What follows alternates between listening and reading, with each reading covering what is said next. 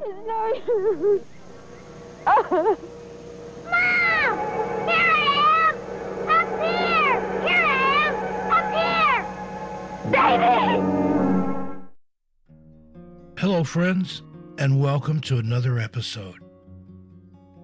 This time, we invite you to join us as we discuss some of the absolute strangest missing person cases that we've ever encountered. Do you have theories on any of these? If so, please share. We'd love to hear them. Jared Negrete. 13-year-old Jared Negrete was a Boy Scout who was on his first overnight backpacking trip. He was last seen on Friday, 19th of July, 1991 at about 6 p.m. when he fell behind his fellow scouts on a hike to the summit of the 11,500-foot Mount San Gorgonio in the San Bernardino National Forest, Southern California. Another group of hikers spotted Jared straggling behind and notified the scout troop leader at the mountain summit, but the leader, an experienced hiker, said he would pick up Jared on the way down. When the leader finally decided to descend the mountain, Jared was nowhere to be seen. As soon as the troop leader realized that Jared had disappeared, he accompanied his 5 other scouts back to the base camp and then hiked about 5 miles in the dark to get help. San Bernardino County Sheriff's deputies, along with search and rescue teams from as far away as Sierra Madre and San Dimas, began searching a 130 square mile area of the San Gorgonio wilderness, a rocky, tree-lined terrain. Within 3 days, their search was focused on a 6 square mile area where a footprint believed to match one of Jared's high-top tennis shoes was found. Searchers also discovered beef jerky and candy wrappers believed to have been dropped by the scout, and most importantly, his camera was located. On the film roll were 12 pictures.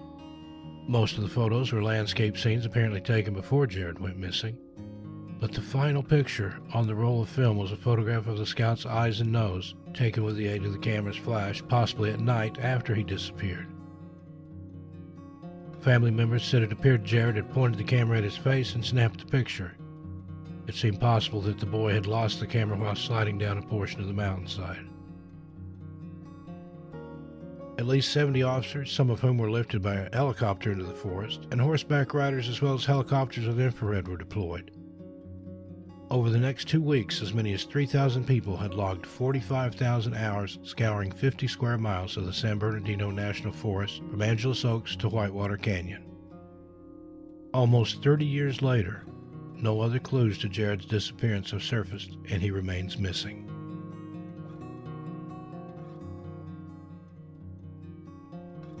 Casey Hathaway and the Bear.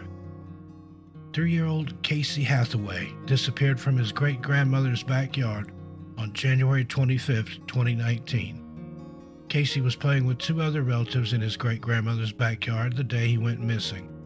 When he didn't come inside when the others did, his family started searching for him. After 45 minutes passed, his grandmother called 911. "He was walking in the woods back there and we can't find him," his great-grandmother told the 911 dispatcher. "The other ones came through the house but left him there and he walked off somewhere and we can't find him." Search and rescue teams from across the state immediately came together to brave the treacherous terrain and low temperatures, hoping to find Casey. 3 days later, rescuers were still combing the woods when they heard the missing 3-year-old boy call out for his mother. In the emergency room, Casey started talking about what happened in the woods. He said he had a friend that was a bear. The bear took care of him and kept him warm while he was lost in the woods. Casey goes on to say that the bear also fed him berries. Now, the local sheriff stated that there are bears in the woods of Craven County, North Carolina, but there's no evidence to prove one was with Casey. He goes on to say, "All that matters is that something was there to comfort Casey during the 3 days he was missing." Carol Van Hulla. 3-year-old Carol Van Hulla went missing on June 28, 1959, in the Dickinson County picnic grounds in Michigan.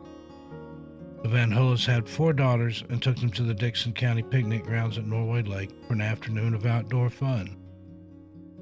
Carol's mother was raiding the group for dinner when she noticed Carol was missing. After a quick search, law enforcement was notified. A large-scale search was conducted using 500 searchers, a helicopter, and canines. Although the canines picked up on her scent, they would then lose it. About 13 hours into the search and rescue team could hear a faint cry from a child. In an area heavily laden with swamp and underbrush, authorities found Carol. The previous September, a 4-year-old boy had vanished under similar circumstances, but he was found dead of exposure 4 days after he went missing. Carol was taken to a hospital with scratches and signs of exposure. David Gonzalez. David Gonzalez disappeared while camping with his family in Fawnskin, California on July 31st, 2004. David asked his mother if he could have the truck keys. There was a box of cookies in the truck, and he wanted a treat. The vehicle was only 50 yards, 46 meters away, and his mother watched him as he walked to the parking lot near the Big Bear Lake campsite in Northern California's San Bernardino National Forest. She turned her back for a second, and when she looked around again, David was gone. David's mother reported that she heard no sound at all while her back was turned, though she did see a beige truck speeding out of the campground around the time that her son went missing. Since there were no signs of abduction, authorities did not pursue that lead. The cookies that David went to get were still in his family's locked vehicle, so he never made it to the truck. Rescue teams in San Bernardino County scoured the woods for David. They found no signs of struggle or of the boy. The search went on for 9 days, but rescuers never found him alive. In 2015, hikers stumbled upon David's remains about a mile from his family's campsite.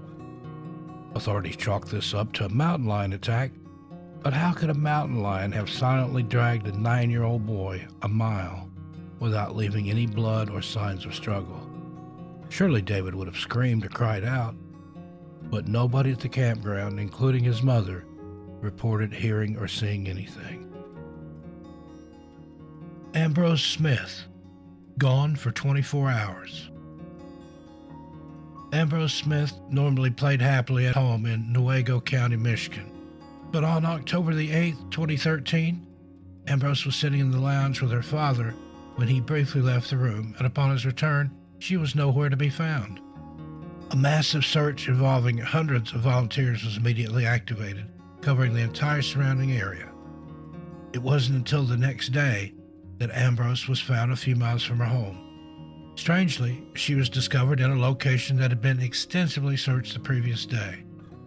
How the little girl had managed to traverse such a huge distance and evade the search teams who sprang into action so soon after her disappearance remains a complete mystery. Katherine Van Alst. 8-year-old Katherine Van Alst disappeared from Devil's Den State Park near Arkansas's Ozark National Forest when she and her family were camping. Katherine apparently was playing with her brothers when she wandered off and got lost. What makes Katherine's disappearance remarkable is she was found 6 days later. When found, she was wandering the woods and was eerily calm. University of Arkansas student Porter Chadwick was part of the search party that found Katherine. He told the Pittsburgh Press that when he found her, she walked stoically out of a cave and just said, "Here I am." Many other hikers have gotten lost in that part of the Ozarks and haven't been as lucky as Katherine. A grown woman was lost there for 17 days and died just 50 yards from the road. How did Katherine survive in the woods for 6 days? Did someone take her only to return her 6 days later? Or is there an explanation of this story that we simply can't comprehend? Either way, someone or something might just be lurking in Devil's Den. Larry Jeffrey. In 1966, a young boy by the name of Larry Jeffrey disappeared near the peak of 12,000-foot Mount Charleston in the Humboldt-Toyabe National Forest, just a short drive from Las Vegas. The search began immediately after Jeffrey wandered away from his brothers, and within days, the National Guard and a team of bloodhounds had joined the search. When Jeffrey disappeared, he was wearing light clothing, and authorities were doubtful that he could survive the cold temperatures of the desert at night. searchers found and lost the trail a few times, and they discovered evidence that Jeffrey had been eating insects and foraged berries along the way. Overall, around 1,000 people searched for 16 days, but never found him. One searcher said it was as though Jeffrey had just walked into oblivion. Douglas Legg. On July 10, 1971, 8-year-old Douglas Legg was on a hike in the Adirondack Forest Santanoni Reserve when his uncle spotted poison ivy and told Douglas to put on long pants to protect himself. Douglas quickly headed back towards the family's cabin, which was a straight and short distance away, but he never returned. Now, unlike a lot of the kids who've gone missing in the national parks, Douglas was very familiar with these woods. His family owned the cabin where they were staying and described Douglas as a mini woodsman because they all hiked there together so often. Douglas' disappearance sparked one of the southern Adirondacks' largest search and rescue missions, with more than 600 people searching the woods. But like David Gonzalez, Douglas left no trail. Unlike in the Gonzalez case, though, rescuers used dogs in their search. Some accounts describe dogs following Douglas' scent over a 30-mile trail through difficult terrain. How could a young child, even one experienced in the woods, have traveled alone for such a distance? The family became so desperate to find Douglas that they began suspecting each other and even close friends of abducting Douglas. But investigators were certain that Douglas had simply gotten lost. It's been nearly 50 years, and Douglas has never been found. Alfred Beilharz. 5-year-old Alfred Beilharz is the first recorded drowning in Colorado's Rocky Mountain National Park, though whether Alfred actually drowned is controversial. On July 2, 1938, Alfred had gone on a fishing trip with his parents and 10 older siblings for the Independence Day weekend. Alfred was with his family on a trail near Fall River when he fell behind the rest of them and vanished. A search began immediately and expanded to more than 100 civilian Conservation Corps members within 45 minutes, but there was barely any sign of Alfred anywhere. The authorities originally believed Alfred had fallen into the river. They dammed it up and dragged it for 6 miles, but didn't find any sign of him. Bloodhounds tracked Alfred's scent 500 feet uphill before they reached a fork in the trail and lost the scent. A couple hiking in another part of the park, 6 miles away and 2,500 to 3,000 feet higher in elevation than the spot Alfred disappeared from, reported hearing a cry and seeing a small boy resembling Alfred on a high ridge in a treacherous area called the Devil's Nest near the top of Mount Chaplin. By the time investigators arrived there a day later, the boy was gone. An extensive 10-day search involving 150 volunteers turned up no indication of the child's whereabouts. Due to the passage of time since Alfred's disappearance, his case is no longer being investigated. He was never found. John Doe and his robot grandma. On October 1st, 2010, 3.5-year-old John Doe, as he's being reported, and his relatives were camping by a popular fly fishing location near Mount Shasta. Around 6 p.m., the child's parents realized their son had suddenly gone missing. According to Mr. Doe, his youngster was there 1 second and gone the next. They scoured the area he had last been seen in, complete panic-stricken horror. After hours of feverishly searching, the little boy still had not turned up. Now desperate, the distraught father decided to call local police deputies and United States Forest Service officers. Rescue personnel combed the forest well into the night, yet there was no sign of the toddler. 5 hours after John had disappeared, authorities found him laid down on the brush directly next to a trail that had been previously searched. He appeared to be in a dazed, semi-conscious state. Mr. and Mrs. Doe attributed this to exhaustion and were simply grateful their little one returned physically unharmed. Medical staff gave full clearance, so the freshly reunited family were permitted to return home. Everyone's lives quickly went back to normal. Yet only a few weeks later, the small boy would share a disturbing tale about his terrifying ordeal. One day, little John's grandmother, Kathy, who he called Cappy, was playing with him. Suddenly, he looked towards her and said that he didn't like the other grandma, Cappy. Confused, she asked him what exactly he meant. Little John explained that while he was lost in the woods, he'd been taken deep inside a mountainside cave by a woman he thought was Grandma Cappy. She led him into a cool, dark, spider-infested room filled with motionless humanoid robots. Scattered across the floor were dusty purses, guns, and other various types of weapons. As John anxiously faced his grandmother, he noticed an eerie light radiating from her head. In this moment, he realized she was not his real granny.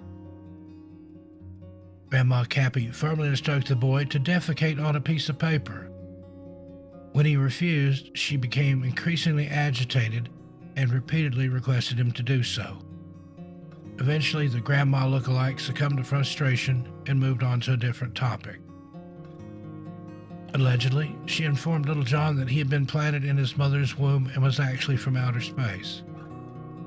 Shortly after this extraordinary account, she took the boy back outside to a thicket and advised him to wait for help.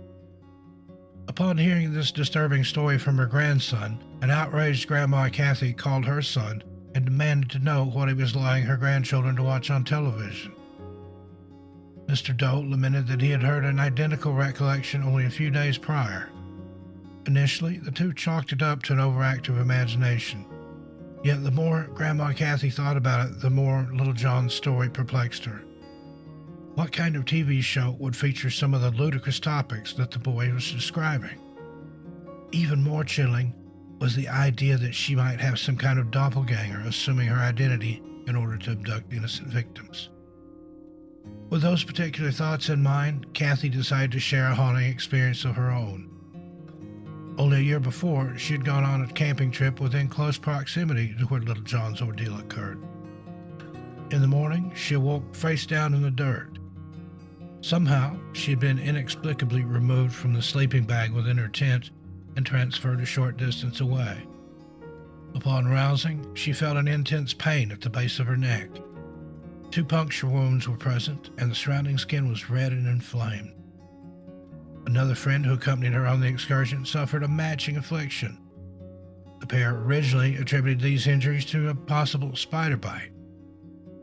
Both Kathy and her travel companion became violently ill.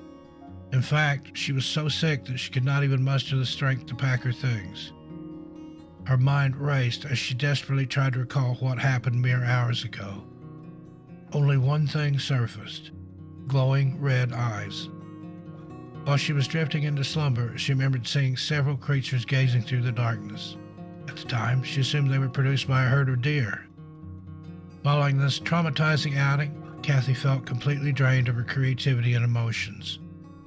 Several months would pass before she felt like her old self again.